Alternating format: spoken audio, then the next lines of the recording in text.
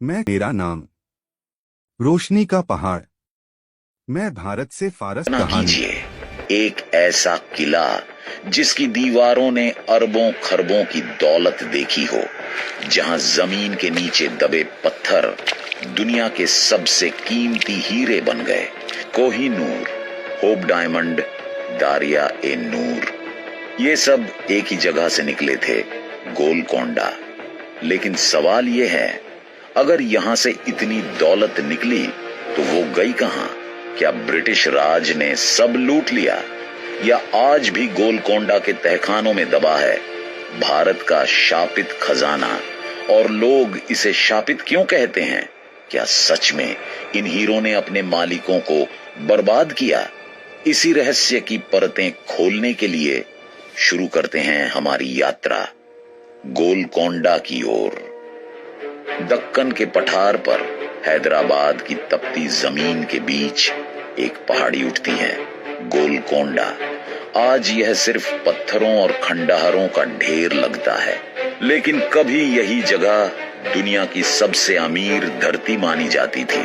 16वीं और 17वीं सदी में जब यूरोप अभी अंधकार युग की छाया से बाहर निकल रहा था, तब गोलकोंडा चमक रहा था, सिर्फ सूरज की रोशनी से नहीं, बल्कि हीरों की चमक से। कृष्णा नदी के किनारे फैली कोल्लूर की खदानें धरती के भीतर से ऐसे पत्थर निकाल रही थीं, जिन्हें देखकर राजाओं की सांसें थम जाती थीं। उस समय दुनिया में हीरों का सबसे बड़ा और लगभग एकमात्र स्रोत था भारत, और भारत में गोलकोंडा। खदानों में मजदूर नंगे हाथों से मिट्टी छानते थे। कोई मशीन नहीं, कोई आधुनिक तकनीक नहीं, बस उम्मीद। कभी कभी मिट्टी के ढेर में से एक छोटा सा पारदर्शी पत्थर निकलता, और वही पत्थर आगे चलकर किसी साम्राज्य का भाग्य बदल देता। फारस, तुर्की, फ्रांस और इंग्लैंड के व्यापारी महीनों की समुद्री यात्रा करके यहां पहुंचते थे। वे जानते थे, जो यहां से मिलेगा वह दुनिया में कहीं और नहीं मिलेगा। धीरे धीरे गोलकोंडा सिर्फ एक किला नहीं रहा, वह एक प्रतीक बन गया, असीम दौलत का, शक्ति का और लालच का। लेकिन हर चमक के पीछे एक छाया भी होती है, और गोलकोंडा की चमक के पीछे छिपी थी एक ऐसी कहानी जिसमें दौलत तो थी, पर शांति नहीं। यही वह जगह थी जहां से निकले पत्थरों ने इतिहास की दिशा बदल दी, और शायद यहीं से शुरू हुआ शाप का बीज। गोलकोंडा की खदानों की धूल में कभी एक ऐसा पत्थर मिला जो आगे चलकर रोशनी का पहाड़ कहलाया, कोहिनूर। कहा जाता है कि यह हीरा सबसे पहले 13वीं सदी में काकतीय वंश के खजाने का हिस्सा था। वारंगल के मंदिरों की दीवारों के बीच इसकी चमक देवताओं को अर्पित की जाती थी। लेकिन इतिहास में शांति ज्यादा दिन टिकती नहीं। दिल्ली सल्तनत के आक्रमण के बाद यह हीरा उत्तर भारत की सत्ता की ओर बढ़ गया। फिर आया मुगलों का दौर। बाबर ने अपनी आत्मकथा में एक विशाल हीरे का जिक्र किया। इतिहासकार मानते हैं वही कोहिनूर था। शाहजहां ने इसे मोर सिंहासन में जड़वाया। ताजमहल बनाने वाला बादशाह भी इस चमक के आकर्षण से बच न सका। लेकिन यहीं से एक अजीब सिलसिला शुरू होता है। जिस शासक के पास कोहिनूर गया, उसका साम्राज्य डगमगा गया। नादिर शाह ने दिल्ली लूटी, कोहिनूर फारस पहुंचा। कुछ वर्षों बाद उसकी हत्या कर दी गई। अहमद शाह अब्दाली के हाथ लगा। अफगान साम्राज्य भी स्थिर न रह सका। फिर पंजाब के महाराजा रणजीत सिंह के पास पहुंचा। उनकी मृत्यु के बाद सिख साम्राज्य बिखर गया, और अंततः 1849 में ब्रिटिश ईस्ट इंडिया कंपनी ने इसे अपने कब्जे में ले लिया। एक नाबालिग महाराजा दलीप सिंह से संधि के नाम पर यह हीरा छीन लिया गया। आज कोहिनूर ब्रिटिश क्राउन में जड़ा है, लेकिन ब्रिटिश राज भी अंततः ढह गया।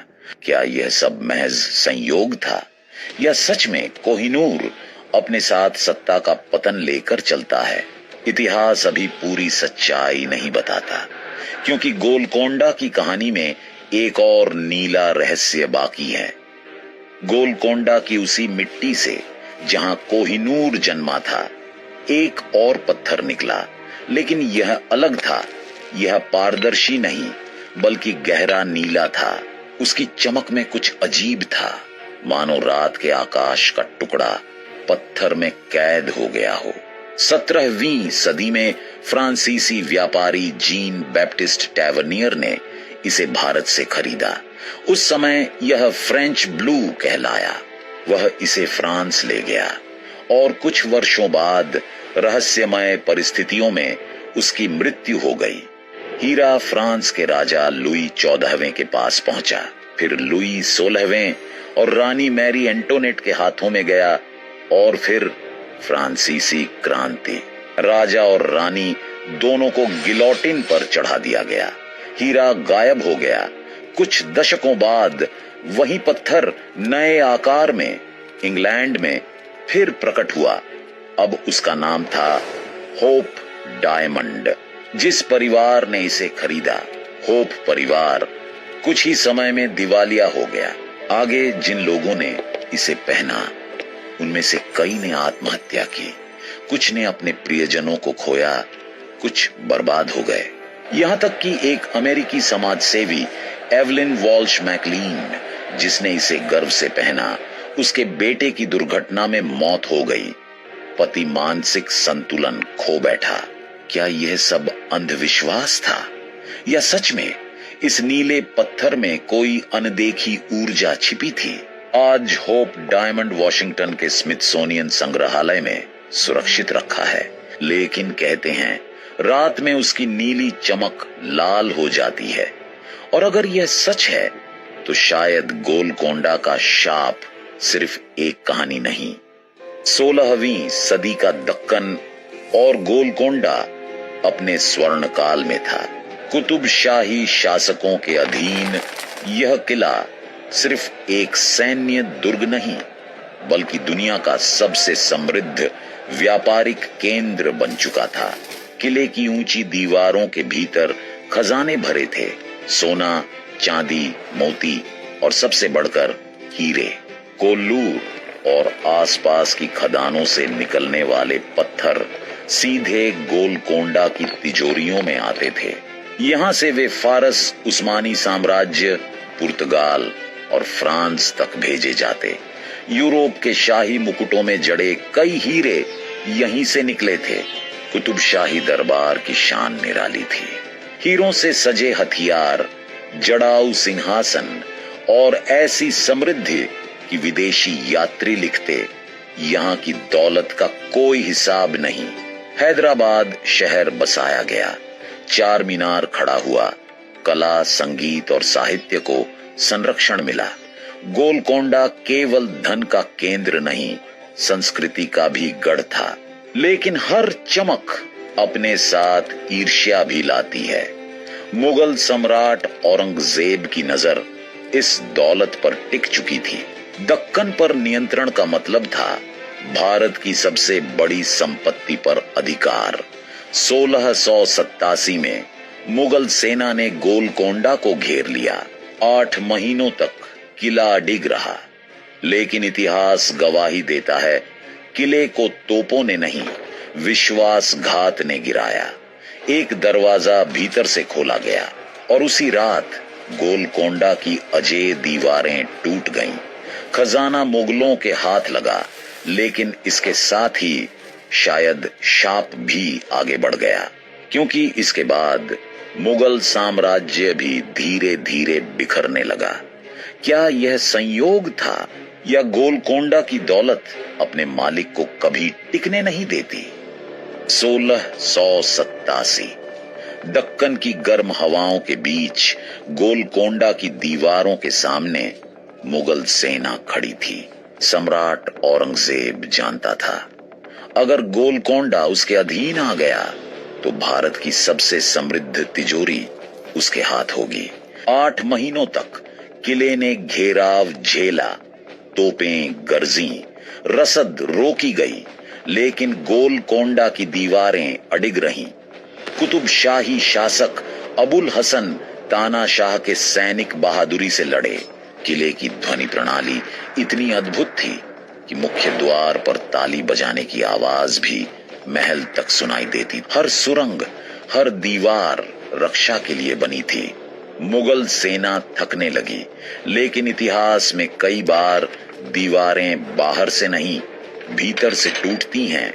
कहा जाता है एक दरबारी ने लालच में आकर गुप्त द्वार खोल दिया और एक ही रात में गोलकोंडा का भाग्य बदल गया।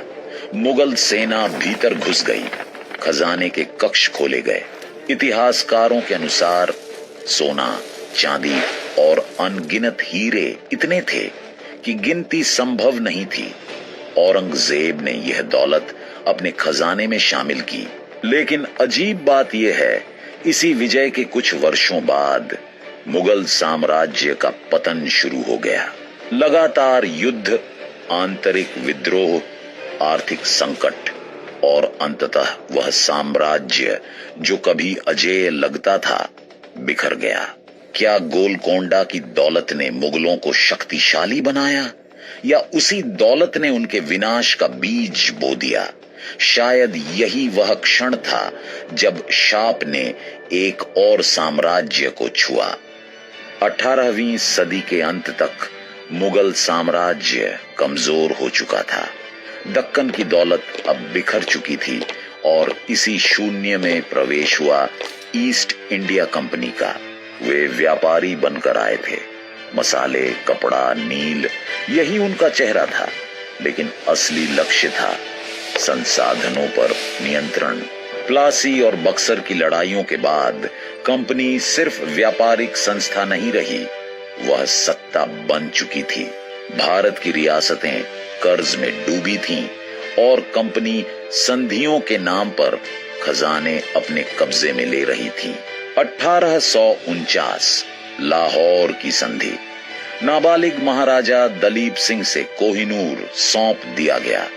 कागजों में यह कानूनी हस्तांतरण था, लेकिन इतिहास इसे जबरन छीना गया खजाना मानता है। ब्रिटिश अभिलेख बताते हैं कि कई शाही तिजोरियों की सूची अधूरी है। कई कीमती रत्नों का कोई स्पष्ट रिकॉर्ड नहीं। कुछ जहाजों की कार्गो लिस्ट गायब। कुछ खजानों का उल्लेख तो है, पर उनका ठिकाना नहीं।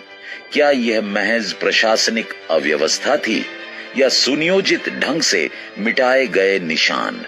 गोलकोंडा की खदानें अब सूख चुकी थीं, लेकिन उसके हीरे यूरोप की रोशनी बढ़ा रहे थे। भारत की दौलत अब लंदन की तिजोरियों में चमक रही थी और शायद गोलकोंडा का शाप भी समंदर पार कर चुका था। गोलकोंडा किले की दीवारें जितनी ऊंची हैं, उसकी जमीन उतनी ही रहस्यमयी। इतिहासकार बताते हैं कि इस किले में 80 से अधिक भूमिगत मार्ग और सुरंगें थीं। कुछ सुरंगें सीधे हैदराबाद के चार मीनार क्षेत्र तक जाती थीं। कुछ केवल शाही परिवार के भागने के रास्ते थे और कुछ शायद खजाने के लिए। स्थानीय लोग आज भी कहते हैं किले के नीचे ऐसे तहखाने हैं जिन्हें कभी पूरी तरह नहीं खोला गया। कई दरवाजे पत्थरों से सील हैं। कुछ मार्ग जानबूझकर भर दिए गए और पुरातत्व विभाग ने कुछ क्षेत्रों में खुदाई रोक दी। आधिकारिक कारण संरचनात्मक सुरक्षा, लेकिन अफवाहें कुछ और कहती हैं। कहा जाता है कि औरंगजेब सब कुछ नहीं ले जा सका। कहा जाता है कि ब्रिटिश भी केवल दर्ज खजाना ले गए। गुप्त खजाने की असली सूची कभी सामने नहीं आई। कुछ खोजकर्ताओं ने दावा किया कि रात में किले के भीतर अजीब आवाजें सुनाई देती हैं। कुछ ने दीवारों के भीतर खोखले हिस्सों का संकेत पाया, लेकिन अब तक कोई ठोस प्रमाण नहीं।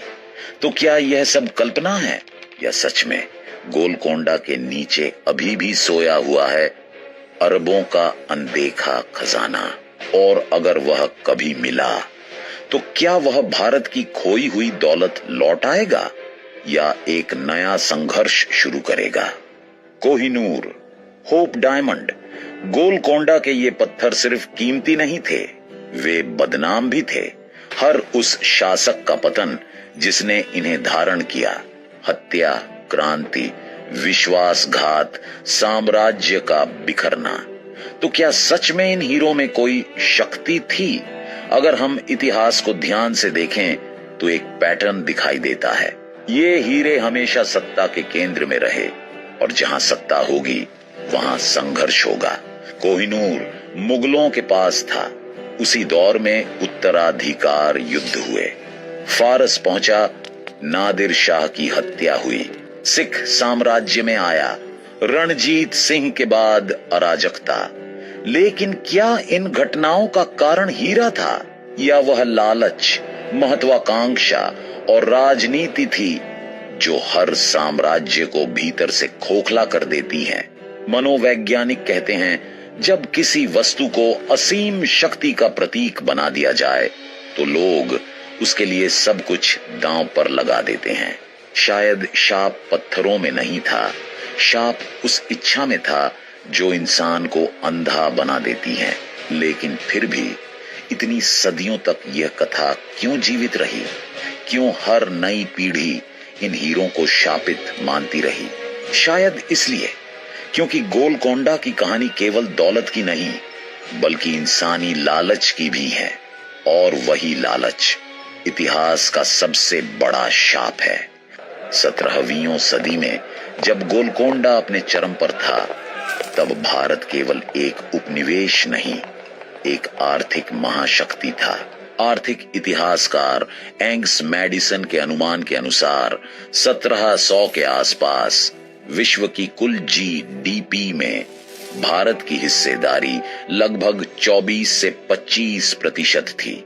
यह यूरोप के कई देशों से अधिक थी। दक्कन, बंगाल और गुजरात जैसे क्षेत्र वैश्विक व्यापार के केंद्र थे। गोलकोंडा के हीरे, बंगाल का वस्त्र, मसाले और धातुएं, ये सब यूरोप की अर्थव्यवस्था को ऊर्जा दे रहे थे। फिर आया उपनिवेश काल। ड्रेन ऑफ वेल्थ सिद्धांत कहता है कि ब्रिटिश शासन के दौरान भारत की संपत्ति व्यवस्थित रूप से बाहर ले जाई गई। करों के रूप में वसूली, कच्चे माल का निर्यात और तैयार माल का आयात, एक ऐसा चक्र जिसने स्थानीय उद्योगों को कमजोर कर दिया। कुछ आधुनिक आकलन बताते हैं कि 200 वर्षों में भारत से निकाली गई संपत्ति की आज की कीमत $1 ट्रिलियन में हो सकती है। गोलकोंडा के हीरे तो केवल प्रतीक थे, असली खजाना था व्यापार, श्रम और संसाधनों की शक्ति। आज भारत विश्व अर्थव्यवस्था में फिर उभर रहा है, लेकिन सवाल अब भी गूंजता है, अगर वह दौलत बाहर न गई होती तो क्या इतिहास अलग होता? और क्या गोलकोंडा की कहानी केवल अतीत की है या वह आज भी हमारी आर्थिक